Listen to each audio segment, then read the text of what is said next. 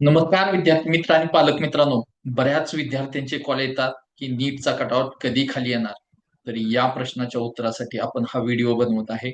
हा व्हिडिओ शेवटपर्यंत पहा. त्याच्या अगोदर आमच्या युट्यूब चॅनलला सबस्क्राईब करा, फेसबुक इन्स्टा पेजला फॉलो करा आणि या ठिकाणी तुम्हाला प्रत्येक व्हिडिओच्या माध्यमातून आपण लेटेस्ट अपडेट देण्याचा प्रयत्न करत आहोत. तर या प्रश्नाचं उत्तर आपण या व्हिडिओच्या माध्यमातून देतोय. मित्रांनो, आतापर्यंत कटआउट जो आहे तो दरवर्षीप्रमाणे साधारण नोव्हेंबरच्या लास्ट वीक मध्ये किंवा डिसेंबरच्या पहिल्या आठवड्यामध्ये नीटचा कटआउट खाली येतो आणि त्यानंतर शेवटचे 2 राऊंड किंवा शेवटचा 1 राऊंड ही ऍडमिशन प्रक्रिया चालते. पण सध्या आज आपल्याला जानेवारीचा शेवटचा आठवडा सुरू आहे. त्यामध्ये आपल्याला राऊंड पाठीमागे राऊंड होत आहेत, पण नीटचा कटआउट अजूनही खाली आलेला नाही आणि ही प्रत्येक विद्यार्थी आणि पालकांमध्ये भयभीत वातावरण झालेलं आहे. कारण अजूनही बरेच विद्यार्थी अभ्यास करत नाहीयेत, की त्यांना वाटतंय की आम्ही क्वालिफाय होऊ शकतो, आम्हाला ऍडमिशन मिळू शकतं. तर मित्रांनो, नीटचा कटआउट खाली येणार का? तर 100% येणार. या प्रश्नाचं उत्तर मी कालही दिलं होतं. याच्या अगोदरच्या बी माझ्या बऱ्याच व्हिडिओमधून मी दिलेलं आहे. कारण ही तसंच आहे. कारण आज महाराष्ट्रासह ऑल ओव्हर इंडियामध्ये कमीत कमी 3,000 पेक्षा जास्त सीट उपलब्ध आहेत आणि त्यामुळे या ठिकाणी कटआउट येणं गरजेचं आहे आणि त्याच्यामध्ये अजूनही आपल्याला काही गोष्टी या व्हिडिओच्या माध्यमातून मी समजवतोय. त्यासाठी हा व्हिडिओ शेवटपर्यंत पहा. तर काय काय गोष्टी या आठवड्यामध्ये घडल्या, याच्या अगोदरच्या महिन्यामध्ये काय काय गोष्टी घडल्या, तर त्या सर्व गोष्टींची आपण या व्हिडिओच्या माध्यमातून चर्चा करतोय. तर मित्रांनो, 11 नोव्हेंबर 2025 रोजी या संदर्भात, कटआउट संदर्भात एक याचिका दाखल केली होती कर्नाटक हायकोर्टामध्ये. त्या ठिकाणी जे कर्नाटकचे कॉलेजेस होते त्यांनी NCISM ला एक लेटर दिलं होतं की आमच्याकडे बऱ्याच सीट उपलब्ध आहेत आणि तुम्ही त्याच्या अकॉर्डिंग नीटचा कटआउट खाली करा. पण त्या गोष्टीवरती ना तो NCISM चे जे सेक्रेटरी होते त्यांनी ऍक्शन घेतली, ना तो मंत्र्यांनी ऍक्शन घेतली किंवा आयुषनं त्याच्यावरती काय डिसिजन दिलेला आहे. तर त्यानंतर ही लोक कर्नाटक कोर्टामध्ये गेले आणि त्या ठिकाणाहून कर्नाटक कोर्टाने ही ऑर्डर दिली होती की तुम्ही ती कटआउट जो आहे ते तुमच्यामध्ये तुम्ही मीटिंग घेऊन कॉलेज फेडरेशन, NCISM आणि आयुष आणि आपलं मंत्री जे आहेत त्या डिपार्टमेंटचे त्यांच्या संदर्भात ही नोटिफिकेशन होतं. तरी त्याच्या अकॉर्डिंग त्या संदर्भात मंत्री पॉझिटिव्ह होते, पण NCISMचे सेक्रेटरी जे आहेत ते पॉझिटिव्ह नसल्यामुळे तो कटआउट खाली आणलेला नव्हता. आता ही केस जी आहे ती आता आपल्याला हायकोर्टात गेलेली आहे आणि हायकोर्टाने परवा दिवशीची डेट दिली होती 21 जानेवारी आणि मी त्यावेळेस म्हणलं होतं की 21 जानेवारीला कटआउट खाली येणार. पण त्यावेळेसही त्या दिवशी डिसिजन प्रॉपर झालं नाही, कोर्टाला वेळ मिळालेला नाही. त्याच्यामुळं त्याचं डिसिजन आज 22 डिसेंबर या दिवशी पुन्हा एकदा त्यांनी एक डेट एक्सटेंड केली आणि आज ती गोष्ट कोर्टासमोर आणली होती आणि त्याच्यामध्ये काय मुद्दे होते, काय होतं ते आपण हे शेअर करतो ह्याच्यामध्ये.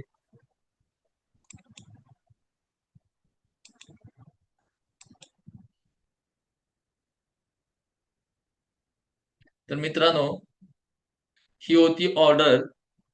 तर ह्याच्यामध्ये आपण बघतोय की Supreme Court of India record of proceedings writ petition civil 13/2026 NRI Institute of Ayurvedic Medical Science ORS practitioners various Union of India and ORS respondent कोण आहेत तर for admission IA number 15/64/2026 appropriate order directions. तर याच्यामध्ये जे काय आहे ते बाकीच्या ह्या गोष्टी आहेत ते त्याच्यामध्ये कोण कोण आहेत, कोण वकील आहेत, त्या सगळ्या गोष्टी यामध्ये आपल्याला दिलेल्या आहेत. तर we are inform that large number of seat for instance 400 seats in the state of Madhya Pradesh and many more in the different part of countries have remained unfilled. We direct respondent number National Commissioner for Indian System of Medicine NCISM to file status report about the number and also indicate whether the commissions will be inclined to reduce the percentile to ensure that the seats are filled. The status report filled by tomorrow morning 23/1/2026 list tomorrow. तर या संदर्भात जे आहे ते हे होते आपल्याला court order. तर काही कोर्टामध्ये दाखल केलं होतं की मध्य प्रदेश या राज्यामध्ये 400 पेक्षा जास्त सीट आहेत आणि त्याच्यानंतर अजूनही अदर स्टेटमध्ये भरपूर सीट उपलब्ध आहेत आणि त्यामध्ये NCISM ला या लोकांनी एक लेटर दिलेलं आहे की तुम्ही त्या सीट भरण्यासाठी आम्हाला परमिशन द्या. ही जी ऑर्डर आहे ही ऑर्डर कोर्टामध्ये या संदर्भात त्यांनी याचिका दाखल केलेली आहे आणि या याचिकेवरती आज सुनावणी होती. तर त्या संदर्भात एक पॉझिटिव्ह सुनावणी झालेली आहे, कारण याला एक अजून एक एव्हिडन्स होता की याच्या अगोदर गेल्या आठवड्यामध्ये जे MBBS MDच्या ज्या सीट्स आहेत त्याही हजारो मध्ये ऑल ओव्हर इंडियामध्ये शिल्लक आहेत आणि त्यामुळे त्या डिपार्टमेंटनं त्यांचा जो नीट पर्सेंटाइल रिड्यूसचा जो क्रायटेरिया आहे तो खाली आणलेला आहे आणि त्याच्या अकॉर्डिंग त्याच्या अगेन्स्ट आणि आतापर्यंत म्हणजे ज्यावेळेस पासून 2000 2001 2002 2003 2004 2005 आपलं 2000 पासून ते आतापर्यंत ज्यावेळेस पासून नीट सुरू झालेली आहे त्यावेळेस पासून ते 2024 पर्यंत प्रत्येक वर्षी नीटचा जो क्रायटेरिया आहे तो दरवर्षी या सीट उपलब्ध राहतात प्रत्येक राज्यामध्ये.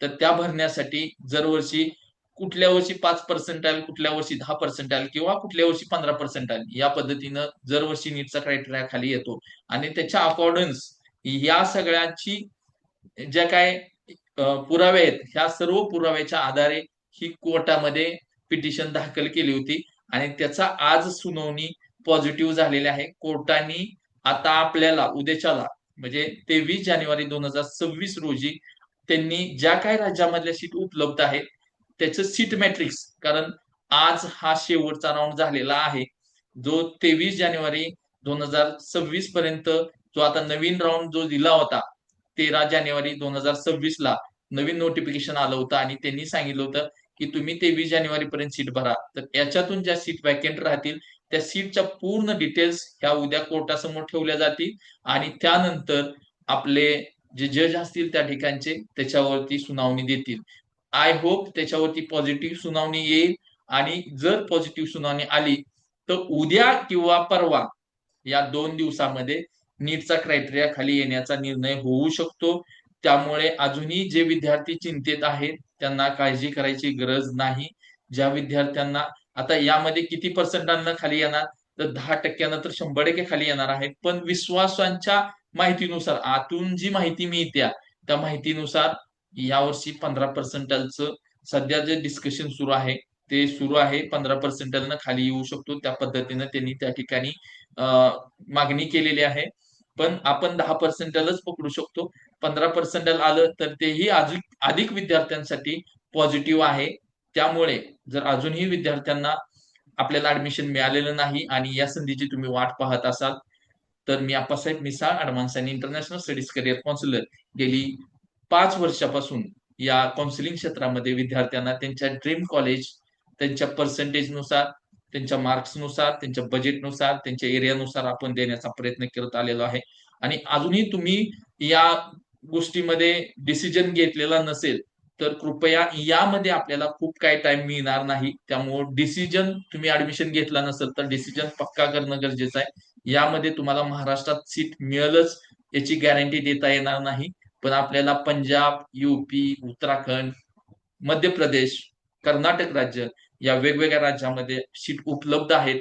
त्या ठिकाणी तुम्हाला तुमच्या बजेटमध्ये कॉलेज उपलब्ध करून देता येईल. त्यासाठी तुम्हाला 10 लाखापासून ते 25 लाखापर्यंत जे फी स्ट्रक्चर आहे ते तुम्हाला त्या ठिकाणी द्यावं लागेल. जर तुमची त्या ठिकाणी तयारी असेल हे पैसे द्यायची तर तुम्ही नक्कीच फोन न करता तुम्ही डायरेक्ट तुम्ही आमच्या ऑफिसला आला तरी तुम्हाला 100% ऍडमिशन मिळवून दिलं जाईल. त्याची तुम्हाला 1% पण चिंता करण्याची गरज नाहीये. हा व्हिडिओ तुम्ही कुठून पाहताय ते तुम्ही एरियाचं नाव कमेंट बॉक्समध्ये कमेंट करा. तुमचा नीटचा स्कोर कमेंट करा, त्या ठिकाणी मी तुम्हाला रिप्लाय देईल. आणि आमचा अजूनही तुम्ही युट्यूब चॅनल सबस्क्राईब नसेल केला तर प्लीज सबस्क्राईब करा. फेसबुक इन्स्टा पेजला फॉलो करा. आणि मी डिस्क्रिप्शन मध्ये या व्हिडिओच्या खाली आमच्या व्हॉट्सअप ग्रुपची लिंक देत आहे. त्या ठिकाणी तुम्हाला डेली अपडेट मिळत राहणार. या युट्यूबच्या माध्यमातून तर मिळतच असतील, पण तुम्हाला तुमचे प्रश्न मांडायचे असतील तर त्या ठिकाणी तुम्ही व्हॉट्सअप ग्रुपवरती आमचा 24 तास व्हॉट्सअप ग्रुप ओपन असतो. आमची टीम तुम्हाला त्या ठिकाणी तुमच्या प्रश्नाचं अचूक उत्तर जे काय असेल ते प्रामाणिक देत असते.